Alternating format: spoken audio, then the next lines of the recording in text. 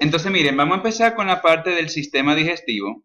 Cuando hablamos con esta parte, obviamente, estamos ya con la misma idea de cómo tenemos que manejar las diferentes imágenes que tenemos en el libro, los diferentes libros que podemos utilizar. Entonces, cuando hablamos del sistema digestivo como tal, estamos hablando de un sistema de órgano que está cogiendo algo de afuera del organismo y permite degradar esa sustancia en suficientemente pequeñas moléculas para poder llevarse hacia adentro del cuerpo. Así que todo lo que veamos del tracto digestivo, de la boca hasta el ano, que esté pasando por el tubo, eso se puede clasificar como parte del medio externo. Igual que si yo cojo un donut y pongo mi dedo por el hoyo del donut, mi dedo no está en la parte interna del donut, sino está en la parte de afuera. Igualmente, todo lo que es la luz o el lumen del tracto digestivo es parte del medio externo. Y la idea es que yo quiero sacar nutrientes, agua y electrolitos de la sustancia que yo consumo hacia mi sistema digestivo. Para hacer esto, el sistema digestivo tiene que hacer cuatro funciones. La primera es una motilidad de mover cosas, ya sea mover para mezclar, como mover para echar para adelante. Voy a querer secretar sustancias. Yo voy a secretar sustancias que van a ir hacia la luz del tracto digestivo por glándulas exocrinas, pero también yo voy a secretar sustancias químicas o mensajeros químicos hacia el torrente sanguíneo por un mecanismo de comunicación endocrino. También yo quiero digerir, y digerirlo quiere decir que yo con un proceso mecánico y enzimático puedo romper junto al agua moléculas más grandes o polímeros a moléculas más pequeñas o monómeros. Y por último, yo quiero absorber, y cuando digo absorber, lo que estoy diciendo es que estoy llevando la luz del tracto digestivo hacia mi torrente sanguíneo o hacia mi circulación linfática. Si estoy llevando al medio externo, al medio interno. Entonces, fíjense que aquí ya vamos más específico explicando cada uno de los procesos. ¿Qué es motilidad? Motilidad es el uso del sistema muscular para mezclar y adelantar alimento para poder entonces procesarlo. Hay dos tipos de motilidades que me interesan, un movimiento de propulsión, que es como que le dice hecho para adelante, y un movimiento de mezclar. Y para mezclar, eso me interesa, porque cuando yo mezclo, yo puedo mezclar ese alimento con jugos o secreciones del tracto, por ejemplo, con el jugo digestivo, con el jugo pancreático, etcétera, pero también me permite tener más contacto en ese momento de mezcla con lo que sea el alimento, con las paredes del tracto digestivo, y eso me permite absorber mis nutrientes. Cuando hablamos de secreciones, simplemente la sustancia, sea agua, soluto, electrolitos, iones, diferentes compuestos orgánicos que yo secreto o que mando a una solución. Y las secreciones se mandan desde las células hacia el tracto digestivo, ya sea por un impulso nervioso o por un impulso hormonal. Entonces, usualmente muchas de estas secreciones vuelven a ser llevadas a la sangre por un proceso de absorción. La digestión, como dijimos, es un proceso biomecánico en donde yo cojo cosas grandes y la convierto en cosas más pequeñas. Así que yo cojo polímeros y lo convierto a monómeros. Y yo termino de convertirlo a monómeros por un tipo de proteínas que son enzimas. Esas enzimas me permiten la hidrólisis. Hidrólisis significa hidroagua, lisis destrucción, destrucción de mis enlaces covalentes para poder tener compuestos más pequeños. Por ejemplo, los carbohidratos eventualmente los tengo que convertir a monosacáridos. Los triglicéridos grasas yo lo convierto en glicerol y ácidos grasos, y mis proteínas lo tengo que convertir a aminoácidos o pequeñas cadenas, péptidos pequeños de di o tripéptidos. En el sistema digestivo, obviamente, yo voy a tener absorción, que es el yo llevar esos nutrientes hacia mi sangre o hacia mi linfa, y donde yo voy a encontrar mayormente la absorción va a ser en el intestino delgado. Si ustedes no saben, yo le pregunto, ¿dónde yo absorbo principalmente X? Ustedes van a pegar yeyuno. ¿Por qué? Porque la mayor parte de las cosas se absorben en el yeyuno. Recuérdense, si lo vieron en anatomía, el intestino delgado se divide duodeno, yeyuno e ilio, y el yeyuno donde yo principalmente absorbo sustancias. Hay sustancias como por ejemplo la vitamina B12 o las sales biliares que yo absorbo en el hilo terminal. El alcohol y la aspirina puede absorberse en menor medida en el estómago, y algunas sustancias como calcio y hierro podrían absorberse en el duodeno. Pero la principal localización de absorción de sustancias es en lo que sería el yeyuno. Entonces mi tracto digestivo, que básicamente un tubo que empieza desde la boca hacia el ano, es un solo tubo, pero funcionalmente va a ser distinto porque tengo como quien dice puertos de entrada o puertas de entrada o puertos de que me controle el paso que se llaman esfínteres. Los esfínteres son músculos que están contraídos constantemente y solamente se relajan a veces. Y al estar siempre contraídos me separan una parte del tracto con otra. Por ejemplo, si yo digo que el tracto digestivo es un tracto continuo desde la boca al ano, yo tengo la boca, la faringe, y entre la faringe y el esófago yo voy a tener lo que sería, entonces entre boca y faringe yo tengo un esfínter, que es el esfínter esofágico superior que me separa faringe y esófago. Y del esófago al estómago tengo otro esfínter que siempre se mantiene contraído, que es el esfínter esofágico inferior. Y eso me separa el esófago del estómago. Sigo con el estómago y del estómago al intestino delgado directamente al duodeno. Yo tengo otra separación que es el esfínter pilórico, que es un esfínter fuerte que me permite evitar el movimiento del estómago al intestino delgado. Y ya si yo sigo el intestino delgado como duodeno y ayuno ilio, entre ilio e intestino grueso, yo voy a tener entonces otro esfínter que es el esfínter iliocecal.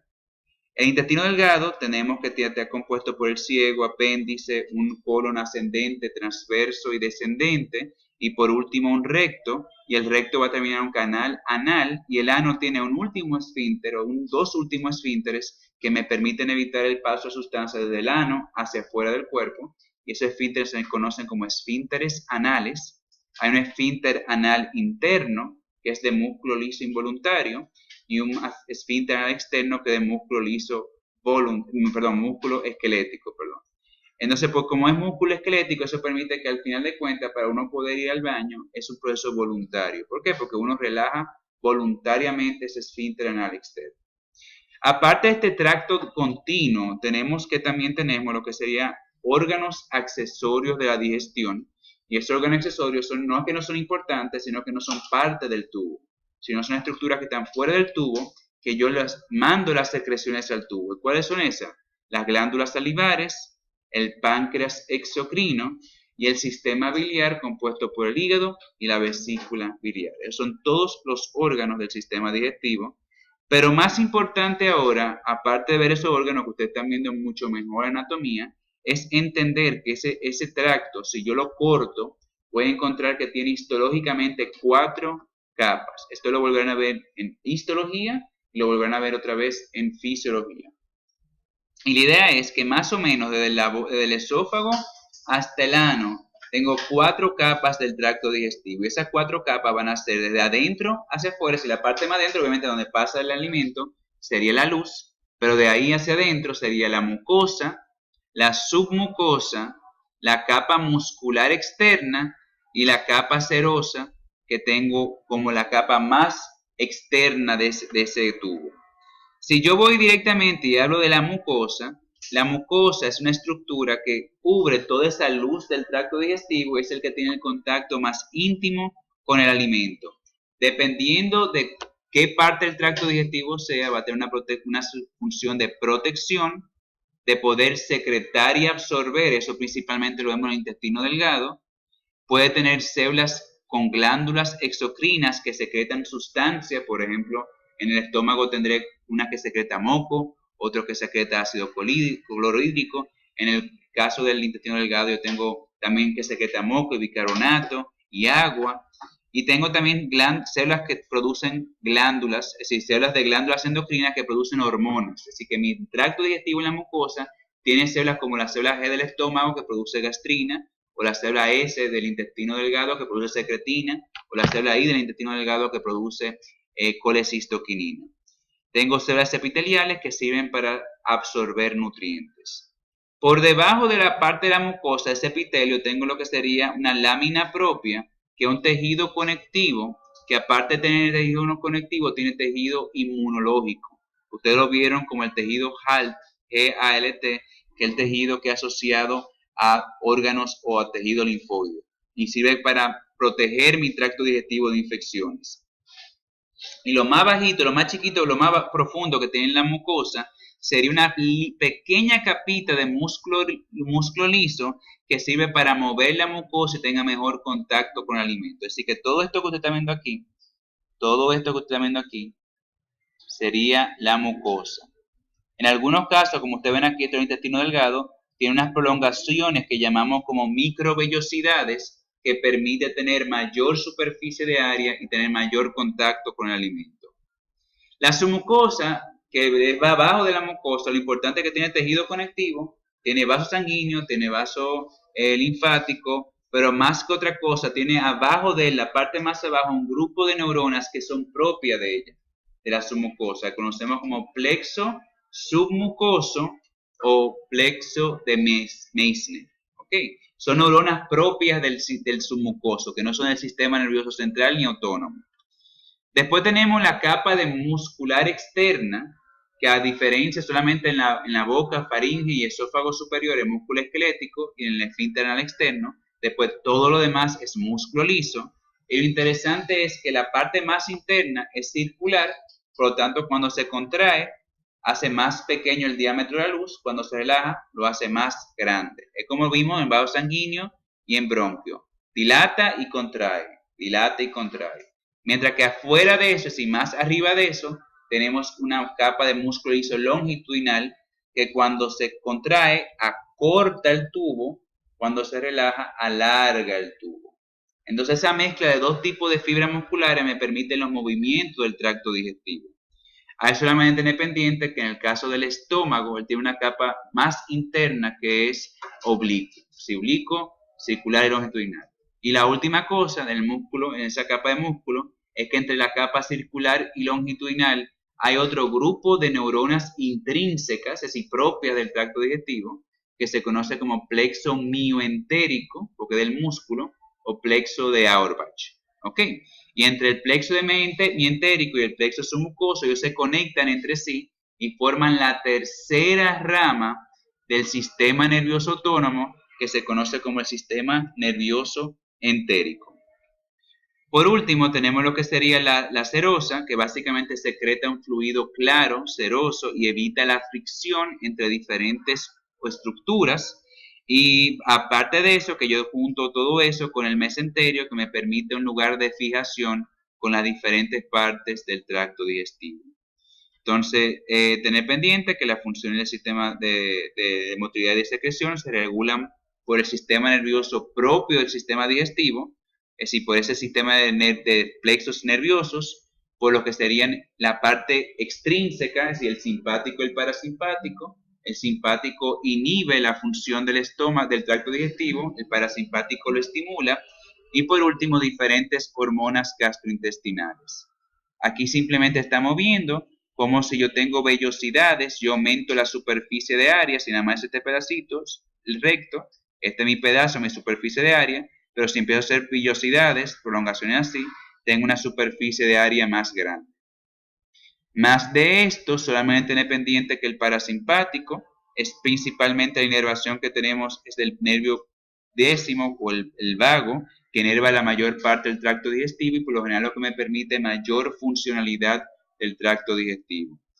Después te pueden ver con más calma las otras partes. Y la otra cosa que tengo que tener pendiente es que yo tengo diferentes péptidos o proteínas que me permiten la función del tracto digestivo. Si yo lo mando al torrente sanguíneo son hormonas. Si la célula solamente lo produce y se difunde al intersticio es sustancia paracrina. Pero si es por un nervio conectándose a otras células, recuerden que es una sinapsis o comunicación nerviosa. Esto, aunque se vea muy como pesado, no se vuelvan locos, simplemente como una resumen de las diferentes secreciones que produce el tracto digestivo. Las glándulas salivares producen un líquido, usualmente hipotónico, rico en bicarbonato, potasio y enzimas digestivas, amilasa salivaria y pasa lingual, que está principalmente estimulado por el parasimpático, pero es el único órgano que vemos aquí en el tracto digestivo que se estimula tanto por el simpático y el parasimpático.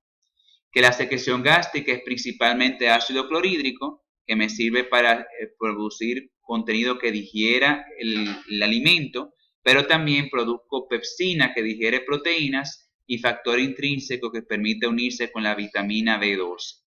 Que el jugo pancreático son básicamente un líquido con mucho bicarbonato que me sirve para mantener un balance de pH en el intestino delgado, pero también mando las enzimas pancreáticas que me digieren la mayor parte de mi alimento.